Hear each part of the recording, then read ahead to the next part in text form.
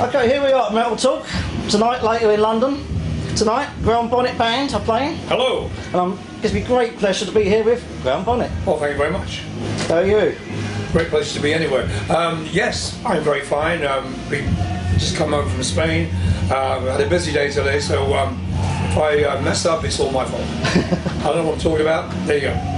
And Right. in previous years, that's been Bonnet, but it's a Bonnet Band. Yes, it is. So tell us more about the band. Who was in your band and how did it come about? Well, I happened to do a jam one night at the Whiskey in Hollywood in wonderful downtown Los Angeles. And I played with Bethany Heppenstone and Conrado Pesanato, that's bass player and guitar player, one night with a girl called Tommy Ray Brown. And we did a couple of Beatles songs and Since You've Been Gone, what else, at the Whiskey. And at that time I was thinking of doing something different musically. And when the gig was over, I said to the guys, how do you feel about doing something a little bit different, blah, blah, blah. To make a short story even longer, we got into rehearsal. We realized there's only three of us, so what do we do about a drummer? And eventually we found a drummer, Mark Zonder, who is now in the band. And that's a thing in a nutshell. But it started, as an idea that became the Bonnet Band. I didn't want to go out there with using my name, Bonnet, necessarily, but they said I think it's a good thing to do instead of using the old moniker Alcatraz, which is, I think, a bit dead now, But it sometimes gives you a new identity. It's giving you a new identity. Well, yeah, I mean, I'm not Alcatraz, I'm just Graham. I'm just one of the guys. But, it's something that's turned out pretty well with the new album. I'm very, very happy about it. So you've got a new album, it's called The Book. Yes. And why have you called it The Book? How that title? Because it's the title of one of the songs, for instance, that's why. And I didn't really have an idea for the name of the album, it was just going to be called the Bonnet Band or whatever, but it's a good title. It's very sort of like, well, what does that mean? It makes you want to look inside. Any book you see on the shelf, I want to turn the page, and hopefully that's what it does. It draws the audience, if there is one, in. So it's a title of one of the songs which is kind of about a book, and then if you listen to the song, you'll find out what the book is. So listen to the lyric, you go, what is that book about? What is it? You'll find out at the end of the song. And thankfully there is a large audience for it. And you recently shot a video for Into the Night. It's quite a unique video, shot in 360 degrees. Yeah. How did that idea come about? It was the record company's idea, and when we got there on top of a roof in downtown LA, the guy comes along with this little thing like,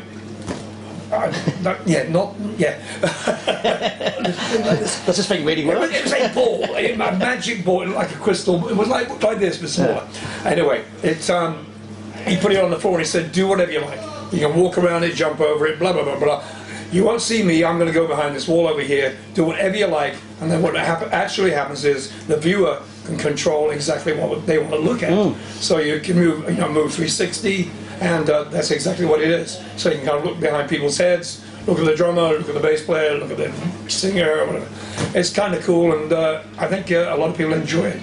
It's a miracle to me. I couldn't believe it when I saw it. It's like, God, this is... So I must have been tired of watching it a couple of times myself before I realised that, you can watch it from different angles and the screen. Yeah, it's really cool. It's amazing, I mean, at first when I saw it, I thought, well, what is this? Because I was just holding it like this. But you've got to move your camera, your telephone.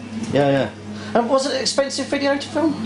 Oh, about 10 bob. No, it was not reasonable. It wasn't too expensive, no. Where did you film it, sorry? In LA. Yeah. So downtown, on one of the old buildings downtown.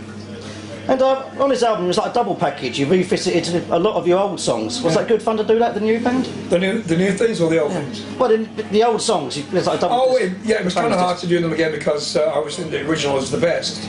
And it was hard to improve on them, or at least make them as good as. But I've had people say to me, we like the new versions of the old songs better than the 1980s version or whatever, which surprises me because I can't listen to it right now. It's too close to me.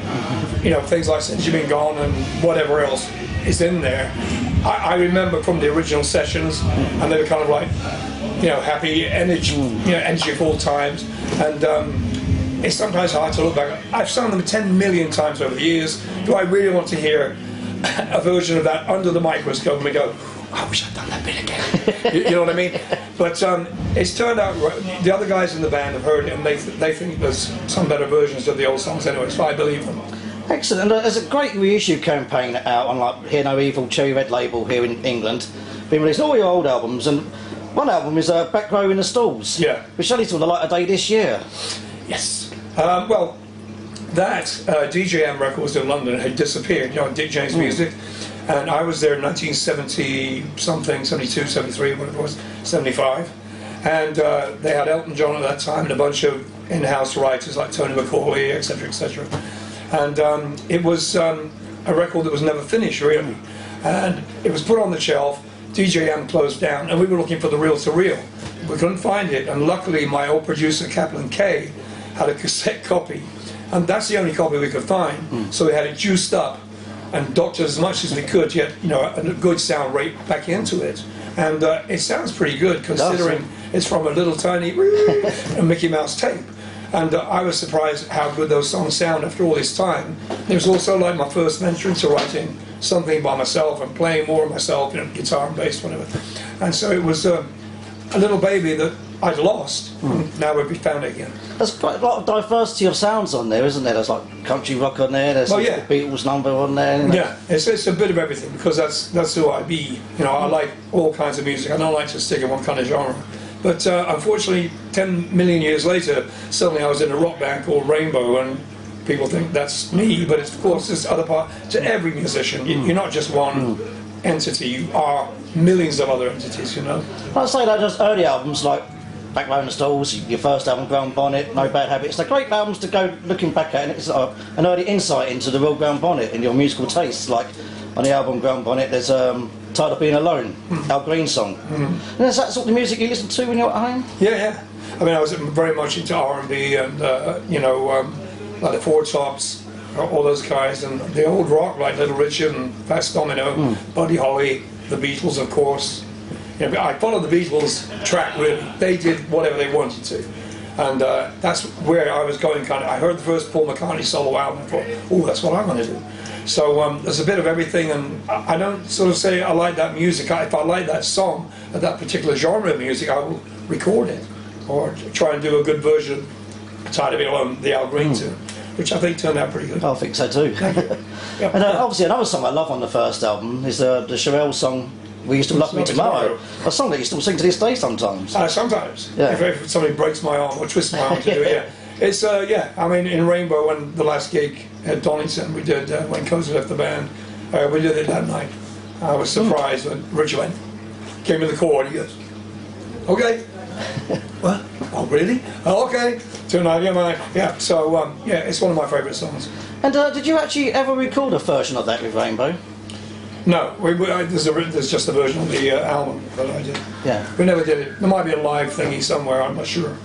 And before I get onto the Rainbow, let's start right at the beginning. Like, your voice, you've got quite a unique voice. It's a very big, large, powerful voice. When did you first realise you had a great singing voice?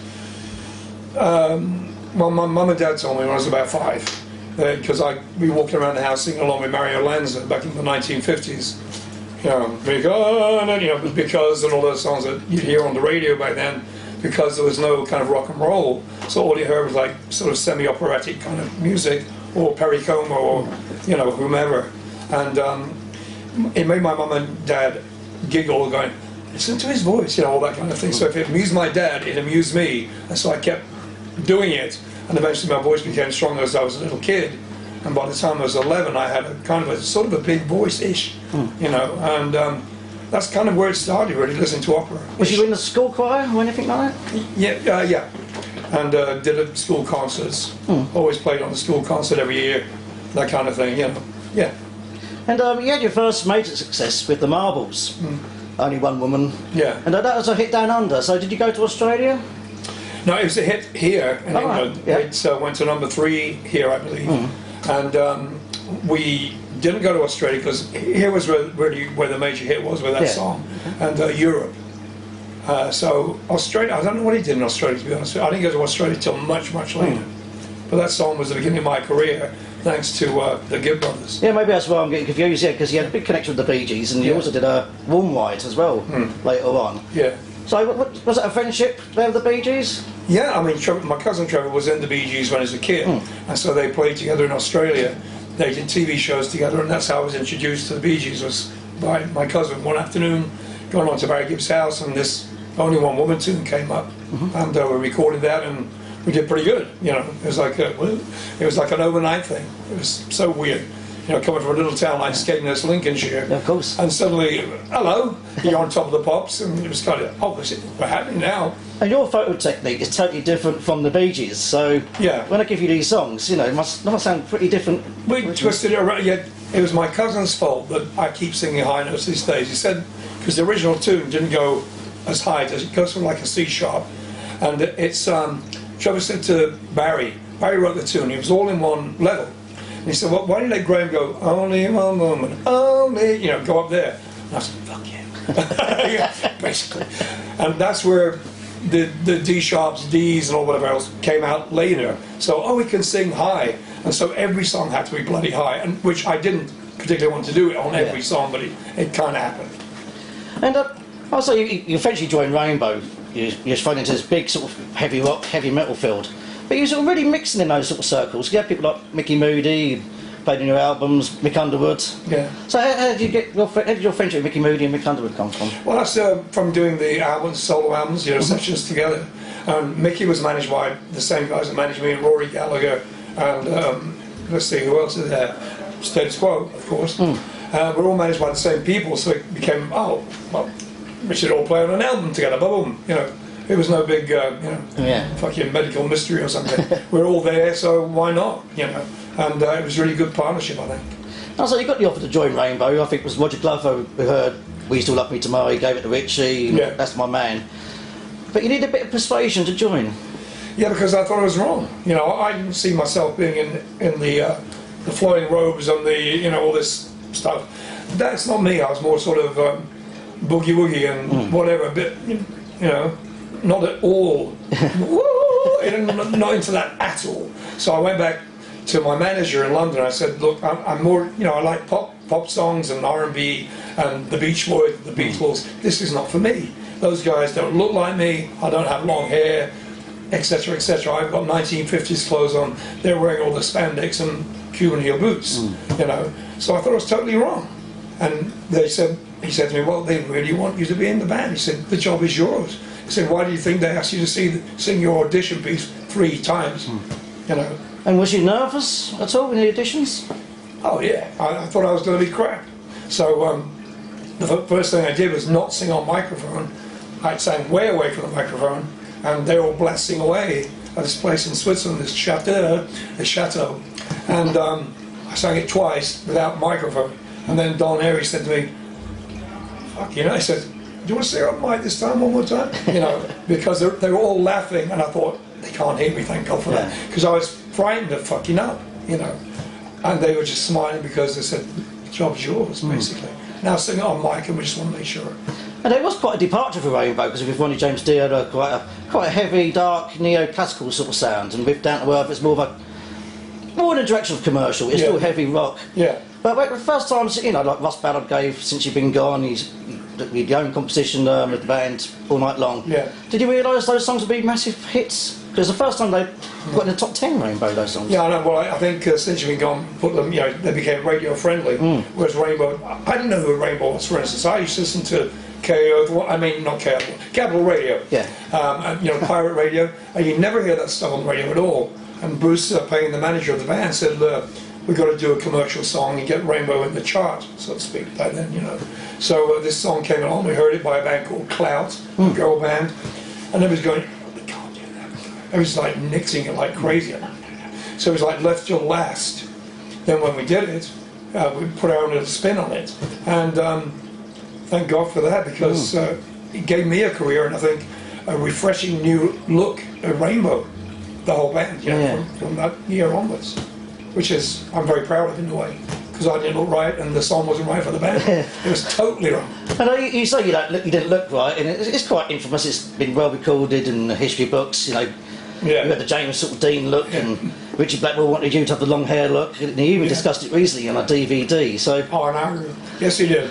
So, was he niggling at you all the time to grow your hair? Oh yeah, well, sort of. It's long for me now, in fact.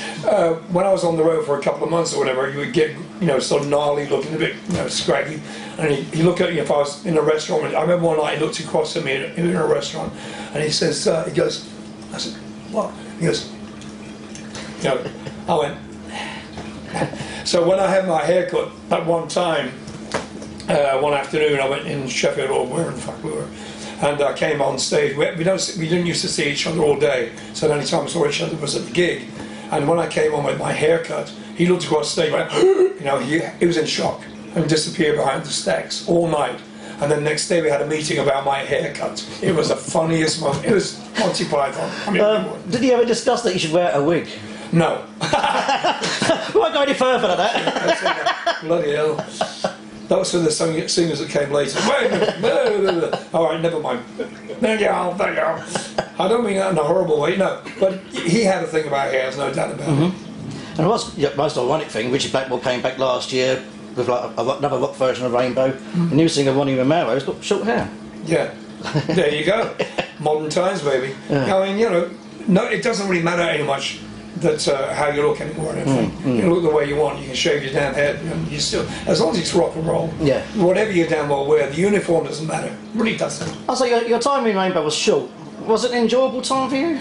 Yeah, it gave me a new life. There's no doubt about it.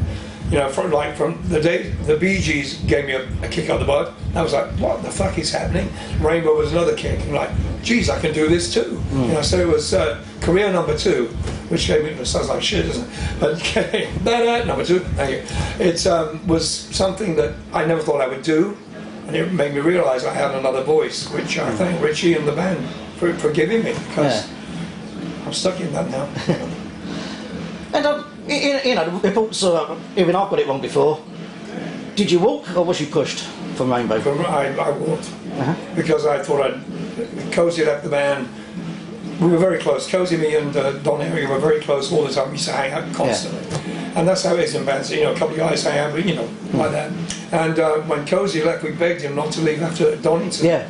And we sat up with him until like 6 in the morning, begging him not to go.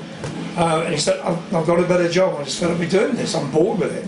You know, so understandably, okay, I get it. Okay, man, yeah. It does get boring after about 9,000 years, yeah.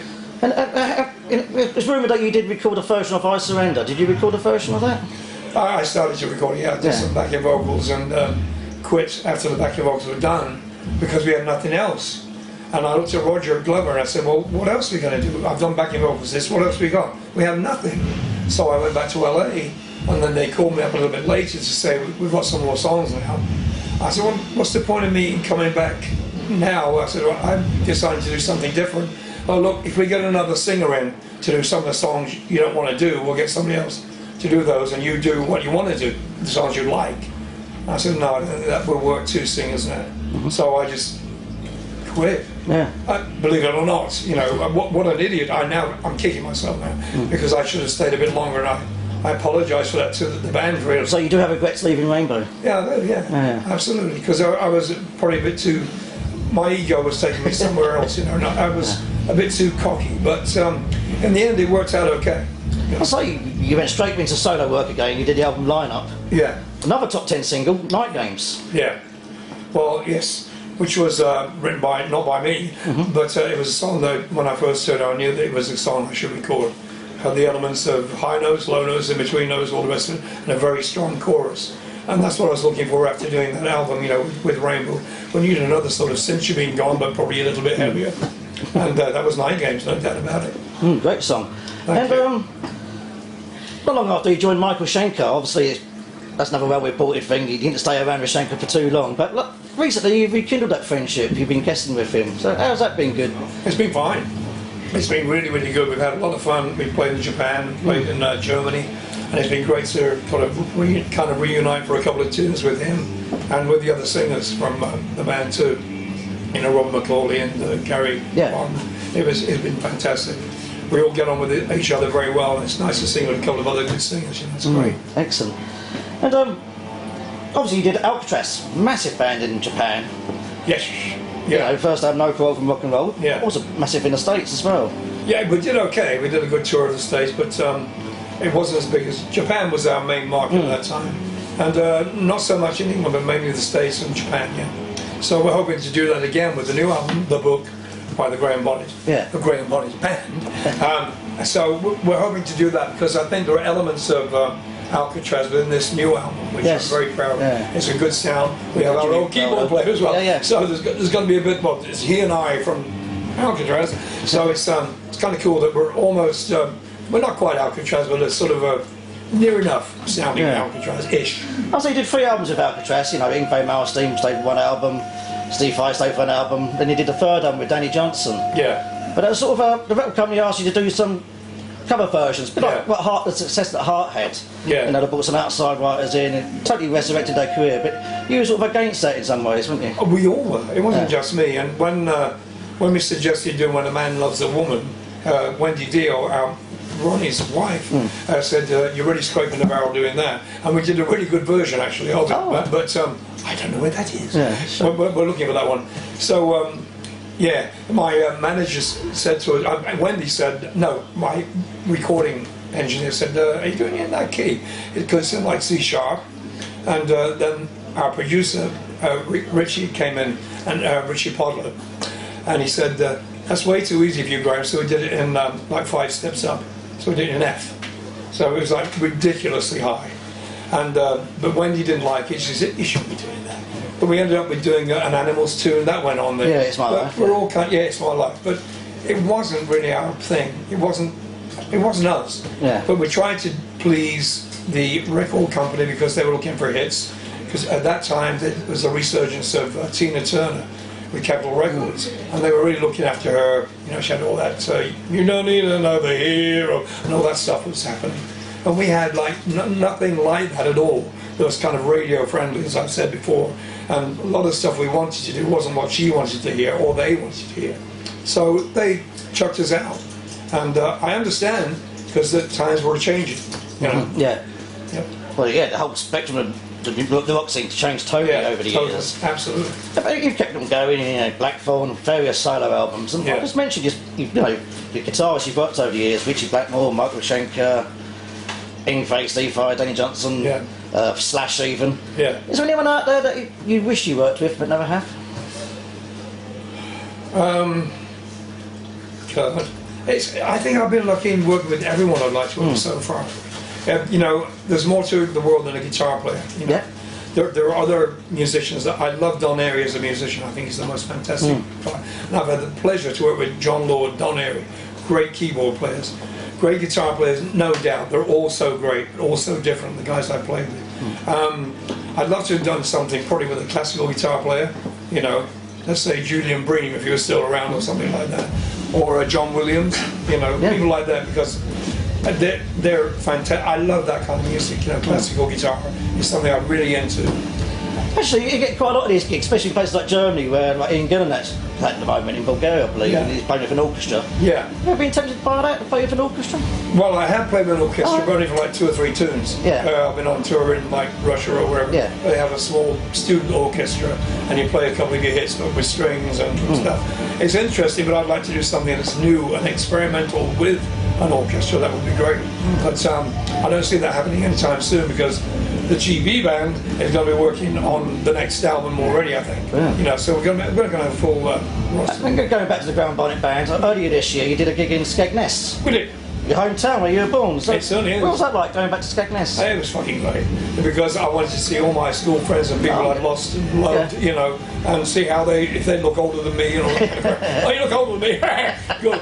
So there they were. So all my school friends, bands I'd been in, you know, when we played, you know, in little pubs in Skeggy, and so we thought it'd be a good idea to play a really small venue in Skeggy and do this. In fact, it was a place I used to play when I was a kid, and you know, get that vibe back again. So you know, some of my family was there, and all my school friends that are still alive. It was great. It was one of the best nights I think we've ever had, playing wise and emotion wise. Of course. Yeah. And how long did you get to spend there? Was it just a night or? It was a few days. We were there a couple of days. Yeah. So it was. We want to go back there, and I think we are. Good. So there'll be a return to the Sun Castle, folks, in Skeggy. And obviously you get the I think is it the Giants? No, the Butlins. They do like the rock and blues festival. Yeah, we did. You did one in Minehead, Yeah, we did Minehead. Yeah. We wanted to do the Skeggy one because Russ Ballard was doing the That's right. Yeah. Skeggy one. I thought, the perfect time to go get him up, or I go and sing with him since we've been gone or something. Yeah. But unfortunately, we had different venues. Yeah, I think it's on different days that time, actually. Yeah, well, maybe, yeah. But anyway, it was good fun, and we're going to, as I said, do the Sandcastle again, just for old time's sake. Brilliant. And hopefully get some more people there. I'll try to come out to that myself. Yeah, I mean, it'd be nice to get a lot more people. It's cool. Good old Skegness, it's still got its charm. Oh, yes. It's a magical place, isn't it? And if you don't mind me saying, you are 68 years of age. Oh, fucking hell. But, you're looking great, you're sounding great, so what is it that keeps you going? What is it you enjoy about it so much? Sometimes I hate it. I'll be very honest with you. I hate the, having to be who I think I'm sort of am sometimes. You can't be dead perfect. So I'm a perfectionist, and if I've got a rough night, if I'm having a rough night or something like that, I hate it. If I'm having a great night, I love it. But sometimes the rough nights turn into a great night because the band says to me, "Are you fucking kidding me? What's wrong with your voice?" Well, I'm croaky now. I'm very croaky, and I'm worried about today. I'm worried about the next day. How long can I? Because you lose sleep and you're tired. You know what I mean? And I'm always terrified of losing my voice. I've had that all my life, ever since I was a little kid. Since I was like 9 years old, I started singing. And my mum would actually buy me a bunch of grapes and say, "Take these, Graham. These will help your voice." Right. But it's all a lot of it's up here, as well as actually in here. But the body does get tired, and you need all the air you can get, because these songs ain't simple. They're not easy to sing. Exactly especially the way you sing them. It's loud and raucous, and it's all sort of do that. So, are you still eating the grapes? And I'm not eating the grapes, but I'm drinking a lot of water. So I packed in drinking because I found out that was burning my throat. So I haven't drunk for probably 12, 15 years. Wow. Yeah. Well, Bill, it's been fantastic talking to you. Thank you. I hope it made sense. I don't know what the hell I'm talking about. I like to think I was speaking on behalf of all the rock fans out there. Thank you for all the music you've done over the years. Thank you, man. And long may it continue. I hope so too. Thank you. Thank you very much. And the new album, The Book, is out now. The Book. And see this man on his UK tours, playing all over the UK. So, all right, thank you. All the best for the future, Graham. Thank you. Right.